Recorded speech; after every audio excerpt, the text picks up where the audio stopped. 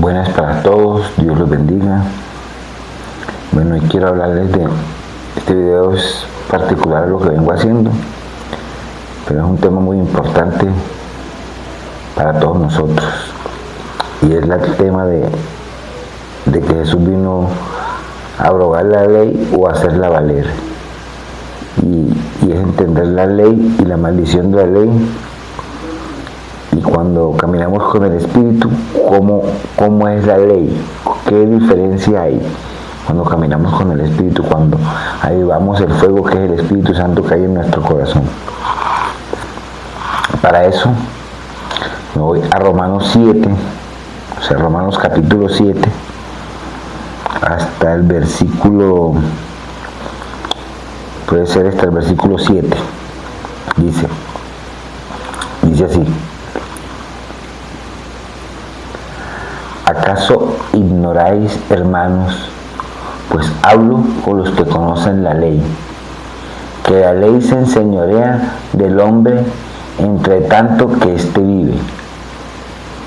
Porque la mujer casada está sujeto por la ley al marido, mientras éste vive. Pero si el marido muere, ella queda libre de la ley del marido. Aquí está haciendo referencia a Jesús, el marido de Jesús. Nosotros somos la mujer. Cuando recibimos a Cristo en nuestro corazón y al Espíritu Santo, al haber muerto Jesús, muere la ley. Pero no es que muera, nace una interpretación diferente de ella, una interpretación que no es con la carne sino con el Espíritu. Pero continúo leyendo. Dice: así que si en vida del marido se unió a otro varón, será llamada adúltera. Pero si su marido muriere, es libre de esa ley, de tal manera que si se uniere a otro marido, no será adúltera. Así también vosotros, hermanos míos, habéis muerto a la ley mediante el cuerpo de Cristo, para que seáis de otro, del que resucitó de los muertos, a fin de que llevemos frutos para Dios. Porque mientras estábamos en la carne, las pasiones pecaminosas que eran por la ley obraban en nuestros miembros, llevando fruto, pero para la muerte. Pero ahora estamos libres de la ley, por haber muerto para aquella en que estábamos sujetos, de modo que sirvamos bajo el régimen del nuevo del Espíritu, y no bajo el régimen viejo de la letra, que es la ley. Ahora vivimos en el Espíritu, no en la ley. ¿Qué diremos pues? ¿La ley es pecado? En ninguna manera. Pero yo conocí el pecado sino por la ley, porque tampoco conociera la codicia si la ley no me dijera: no codiciarás. Mas el pecado, tomando ocasión por el mandamiento, produjo en mí toda codicia, porque sin la ley el pecado está muerto. Sin la ley el pecado está muerto. Y yo sin la ley vivía en un tiempo, pero venido el mandamiento, el pecado revivió y yo morí. Y hallé que el mismo mandamiento que era para vida, a mí me resultó para muerte. Porque el pecado, tomando ocasión por el mandamiento, me engañó y por él me mató. De manera que la ley a la verdad es santa, y el mandamiento es santo, justo y bueno. Voy a dejarlo hasta ahí. Después explico lo demás, pero voy a dejarlo hasta ahí. Para explicarlo, todo lo que hemos leído está ahí, lo que leí está ahí. Voy a traer una analogía que es con lo que nos pasa a nosotros en la vida diaria. Es algo que no es diferente, que todos lo vivimos, pero que cuando vivimos en el Espíritu lo exploramos desde el Espíritu. Y les voy a traer un ejemplo. En diciembre acostumbramos nosotros a darle a nuestros hijos regalos, un regalo de Navidad, llamamos nosotros. El 24 de diciembre alistamos los regalos para que el 25 el niño se levante y encuentre, nuestros hijos y encuentren su regalo. El 25 el niño se levanta contento porque va a recibir un regalo. Va a recibir un regalo. El niño abre su regalo, alegre, contento.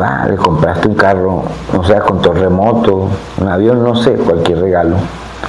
El niño comienza a jugar con él, a disfrutarlo, a explorarlo, a cacharrearlo, como decimos vulgarmente. ¿Qué pasa? Supongamos que ese 25 de diciembre llegaron tus hermanos con tus sobrinos, o sea, los hijos de tus hermanos. Y uno de los hijos de tus hermanos quiere jugar con el juguete que tú le compraste a tu hijo. Está empecinado que quiere jugar con el juguete.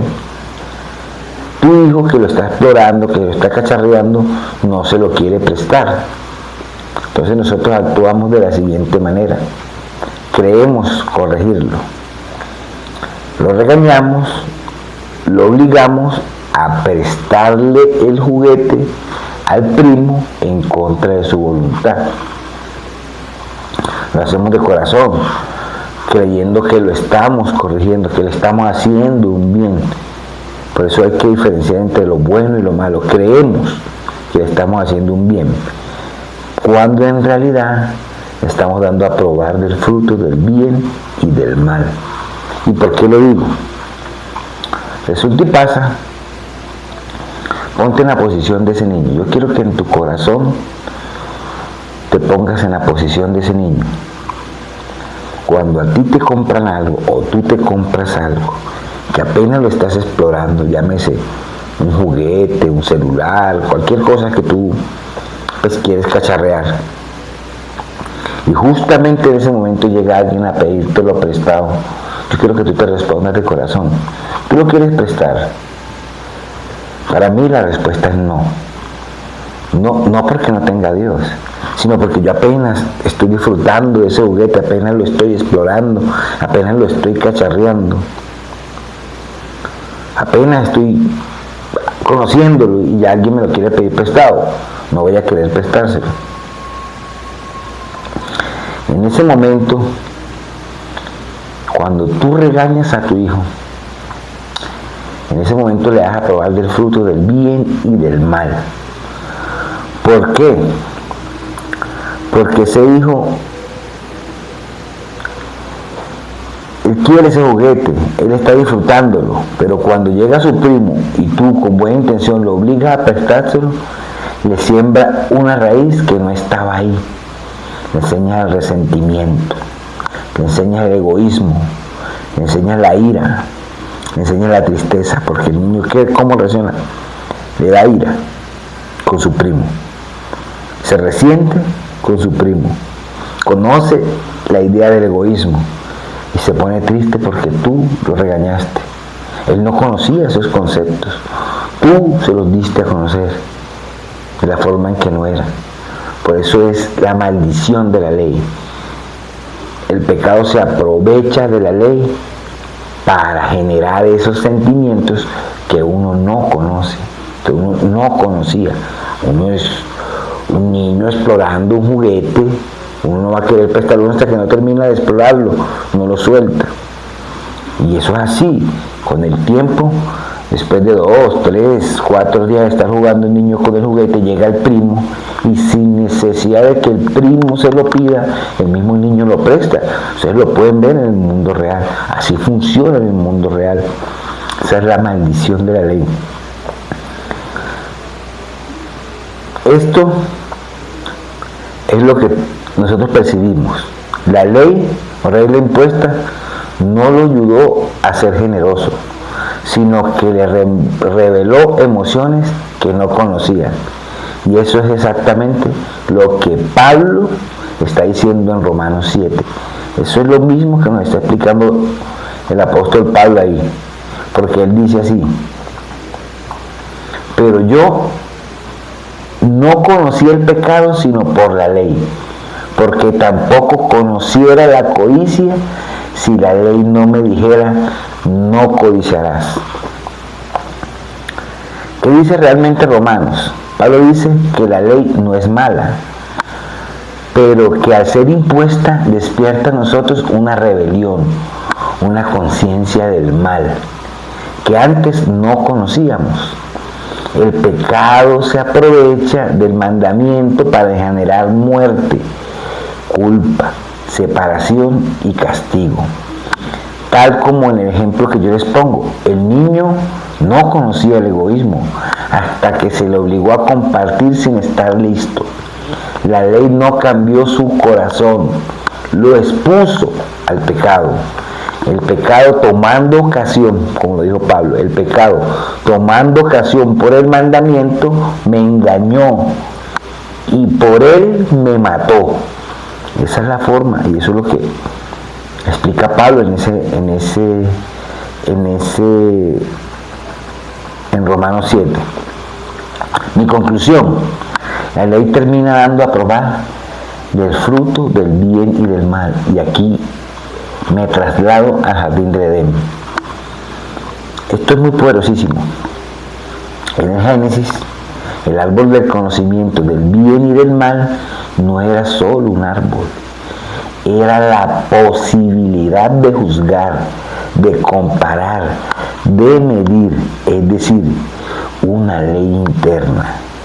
Cuando Adán y Eva comen del fruto, su conciencia se activa, pero no para bien, sino para traerles venganza, juicio y separación.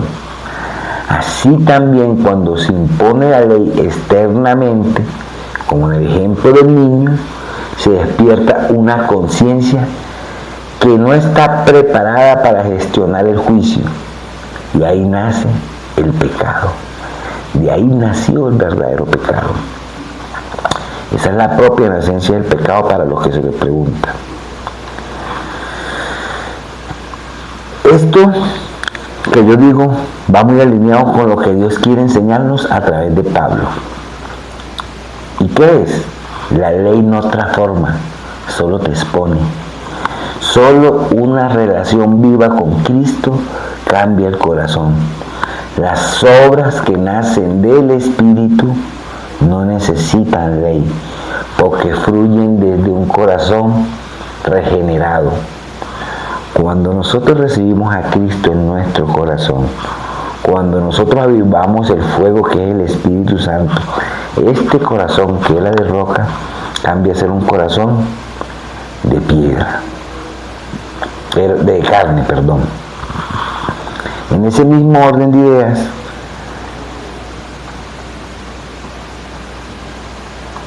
dice Pablo: así también vosotros habéis muerto a la ley mediante el cuerpo de Cristo, a fin de que llevemos frutos para Dios. Eso es lo que está diciendo el apóstol Pablo ahí. Al morir nosotros con Cristo, al conocer el significado de amor, esa muerte, porque esa muerte es una muerte de amor, nosotros nacemos al Espíritu y por tanto no necesitamos la ley. El Espíritu nos guía, porque este corazón deja de ser de piedra y se transforma en un corazón de carne, un corazón vivo, así como la palabra, vivo y eficaz. A veces creemos que corregimos bien a nuestros hijos cuando le imponemos reglas, pero sin darnos cuenta que estamos enseñando emociones que no conocían, como el resentimiento y el egoísmo, como lo muestro en el ejemplo. Así mismo funciona la ley. No cambia el corazón, solo lo expone. Como dice Pablo en Romanos 7, fue la ley la que despertó en él el deseo de codiciar. Lo que necesitamos no es una ley que imponga, sino un corazón transformado por el amor de Cristo, que da sin que se lo pidan, que comparte sin presión, porque ha conocido al dador primero. Lo voy a relacionar con todos mis videos. Nuestra búsqueda es ser como Dios. Lo que nos muestra Jesús es cómo ser hijo de Dios, cómo se refleja Dios en nosotros. Entender el significado del amor es sencillo, es muy sencillo. Si hay alguien que dio su vida por ti, fue humillado, golpeado, flagelado, escupido, mejor dicho, todo lo peor que nosotros podemos dar como ser humanos lo recibió Cristo. Y aún así, estando en la cruz, dijo: perdónalos, Padre, porque no saben lo que hacen. Esa es la mayor muestra de amor. Es un amor desinteresado. No espera nada, solo se entrega. No espera nada.